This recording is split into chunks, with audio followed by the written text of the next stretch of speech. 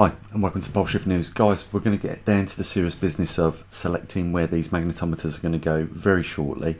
But for now we're just waiting for 2 magnetometers to finish the first of this batch of magnetometers.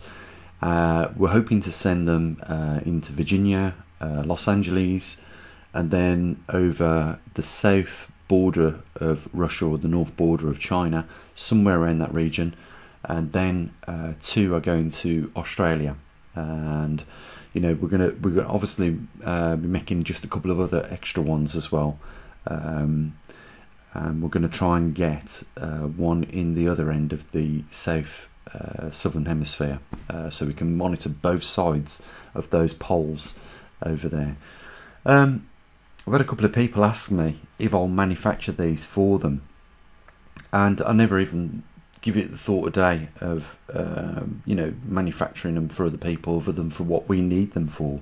But if you want one, I can probably knock a few up for those few people that have asked for them for a couple of £100 each if you want them. You might think that's probably on the steep end. Well, at the end of the day, these are bespoke magnetometers. You can't buy them anywhere else, and it's mainly the programming that's gone into them is where all the work is, although there is a bit of work in building them. So if you want one, just PayPal me the money, leave a note and your address and all that information, and I'll build a couple extra for you guys out there that want them yourselves. Like I say, I'm not going to turn it into a business because I don't want to be spending all my time soldering up these things and building them. I've got another project after this that I want to finish, which is the cloud generator, as you guys know, and you've been waiting patiently for, and then there is something special for all the people that have supported the channel on PayPal and recently on Patreon. And I'm going to give you a few brief details of what that is. I've been thinking long and hard what I could give back to you guys for supporting the channel, and I'm hoping that you'll be excited in what I've come up with. First of all, I didn't want to do like the standard merchandise, like send you a baseball cap or a t-shirt for supporting, because I just felt that was counterproductive of what we was trying to do, and that was raise money, and not raise money to buy t-shirts and get them printed and baseball caps and things like that and then send them out to you guys. What I've come up with is something completely, I hope you think, original. Now, you may have recalled about a year ago I had an idea, and last night I spent a few hours just knocking it back up again and checking that it can be made pretty much and used, but obviously on a low budget scale. But let's get to the point. What is it? Okay, so I'm going to, for all those people that have supported us on PayPal and Patreon, I'm going to give you the opportunity to either send me a short paragraph at some point in a couple of months' time of something that you'd like transmitted out into space, deep space we're talking, and the project that I'm proposing in 2 months' time, hopefully we'll get up to speed with the magnetometers where they need to be, and the cloud generator will be finished, and then we'll begin building this laser that we're going to use to digitize short sentences for these people, or a photograph. I'll digitize, I'll put it into the laser, and we'll fire the laser up out into space. And the reason I came up with this idea a couple of years ago was because I remember in the 80s NASA sent 2 probes out towards the ends of our solar system, and I believe recently they've just reached that point. And I thought, we could probably do a lot more than that using this day and age technology. And I think I showed you a couple of times the laser that I built, where I was transmitting music in the laser beam itself. I was modulating it. Well, we can do the same thing with images and things like that. And I set the laser up last night. I was using just to capture the photons and then amplify the photons, or the modulating laser beam. I was running it through a small amplifier, and then, you know, converting it back into audible sound. So I know that we can transmit this. Now, I know you're looking at this picture in front of you, and you're probably finding it hard, you know, when I'm explaining what I'm going to do, you know, to picture it. But what I'm thinking is an array of a ring of lasers, first of all, just to get it punched through the atmosphere. We're going to modulate the lasers and rotate them as well. So we're hopefully using the photons to poke a little hole into the atmosphere, and then we're going to have a high-powered laser, which is going to be modulating audio and digital images out there.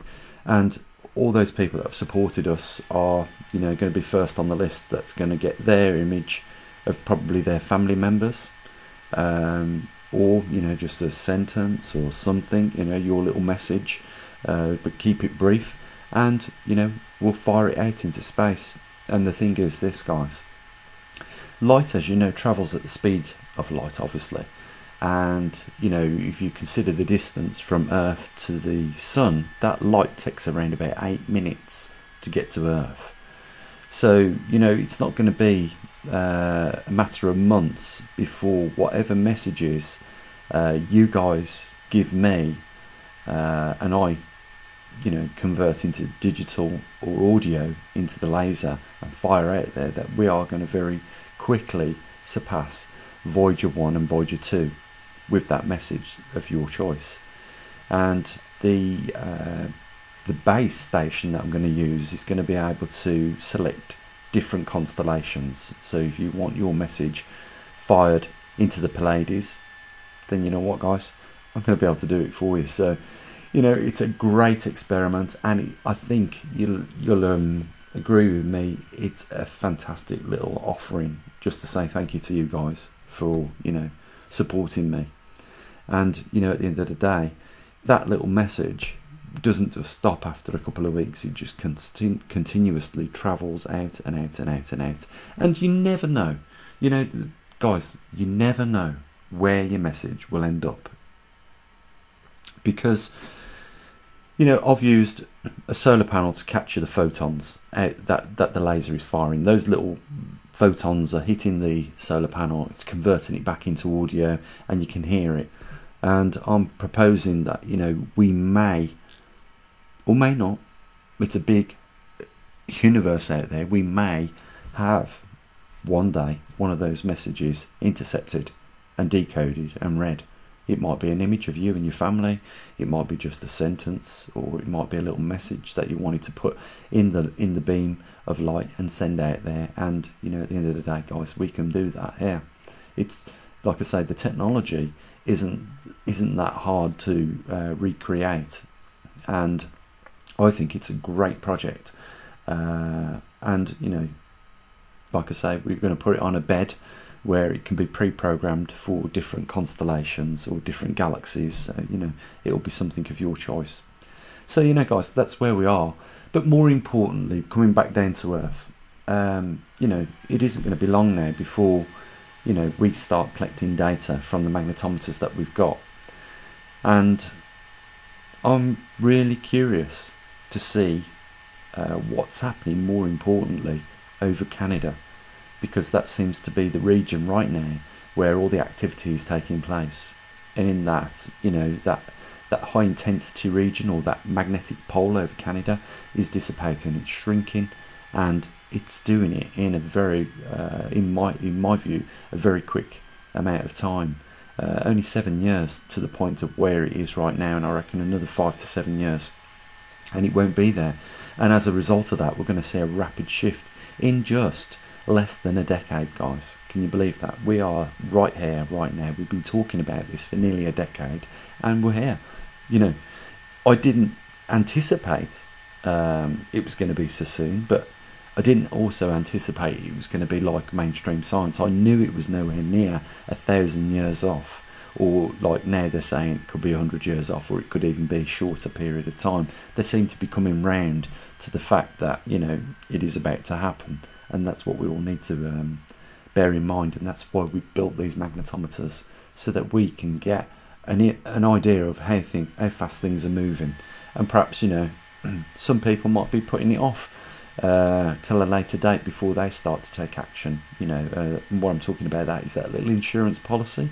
I don't know whether you see some of the podcasts that I do on the Open Hammer Ranch. We've just started doing some recently over there, and we talk about these things, about such the insurance policy that you guys can and your families can get for yourselves, for a rainy day should you ever need it. And for as little as a couple of $100, you can get yourself a little bug out bag together, and you know what, it can't be any better insurance out there than something that you've selected for an emergency. If you haven't got it at a time of crisis, you're going to wish you had. And I just think, for a couple of $100, it's a no-brainer. It's something you should do. I'm not saying you need to go way out there, because I did at one point. I will admit, I used to do a food storage, and the problem is I weren't rotating my food in the storage, and I ended up throwing probably, and it's a terrible thing to do, throw food away. I really regret it, but I ended up throwing. But we had a good night. Me and my son had a good night throwing these tins on the bonfire, and then just listening to them explode randomly. I remember the next day, where the fire was, there was a surrounded wall all the way around there, and there was potato and carrots stuck to the wall and things like that. But you've got to rotate your crop if you've got a food storage, because it very quickly goes off. And you've got to also buy food that you're eating regularly, because it's no good just putting up lots of tins of corned beef if you don't eat them, because obviously you're never going to rotate your food storage. So just a few things there to bear in mind. I sort of do keep a healthy amount of food around about the house, probably a couple of months worth, but I know if it comes down to it, because of over the years, I've done hunting with a few friends of mine, and I'm a competent fisherman, so I can not only build a rod myself, but I can also I know where to catch fish. I know what methods to use. I use natural baits, which I'd find probably on the beach myself, and I can look after myself in that way, so I don't need probably 5 or 6 years worth of food storage. And that's obviously just giving the scenario that I'm looking and thinking about. There could be a lot of other scenarios where you might need a lot longer, but it's entirely up to you guys, that is. So I just wanted to drop that out there. Like I say, if you want one of these magnetometers, a couple of £100, I'll build you one. I don't want to be manufacturing thousands of these things. I haven't got the time. I'm more interested in moving forward in collecting the data off these. I mean, my workload with these 6 magnetometers is going to be expanded in any case, and I work as well on top of that, like a lot of you guys do. And I want to get a few of the projects in. I mean, I'm really looking forward to the laser project, because I know a lot of you people out there are probably like me and think, what, if ever I could send a message out there, which would probably still be travelling longer than we will even be here on this planet, if you're given an average life expectancy, that message will always be travelling out there, as long as it doesn't start colliding into masses of interstellar gas and stuff like that, because it's going to thin it down, obviously, if that's the case. But if it is in a nice clean vacuum out in space, then and the medium is low, then there's no reason for that message to travel for many years, long after we're dead and gone, guys. But I just like the idea of there might be an opportunity that, if there is, and there is, guys, and I think this, it would be ignorant if we just said we were the only people out in the universe. But if a far advanced race ever come across that message, they may even work out where it came from. So just bear that in mind. Yeah, you might be one of the first people to actually make contact with another race of people from another world. And you've got to think of it in these lines, guys. We've only had computers probably 35 years in a reasonable way.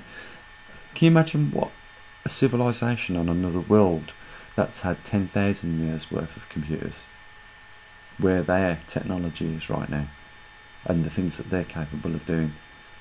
Maybe it's a topic for another conversation another time, guys, but I'm going to leave it here. We did lose a few people on Patreon the other day, and guys, it's not like I've forgot you, right? I have got all your details and I will be in touch, and you have the opportunity to put your little message in that laser and I'll send it out for you as a little bit of a thank you. So guys, keep supporting me. For some reason, I don't know why it is, we didn't quite get to $1,000 on there. I don't know why the reason was, but I noticed it sort of like ground to a halt just as soon as it started to creep over $900. I don't know what the reason for that was. Very strange. But when it came to cashing out the patron, we lost a good 15-20 people as a result of that, and obviously the money went down as well. So guys, support us, and I'll try and give you something back a little exciting, and I think you'll enjoy it. It's something you can tell your family that you've done, and there you go. Links down there if you want to support us on PayPal, and of course if you want to go over to Patreon, the link's there as well. Guys, I'll catch you up before the week's out. Hopefully we'll have those magnetometers here, and I'm going to say what I usually do. Enjoy your evening, and as always, bye for now.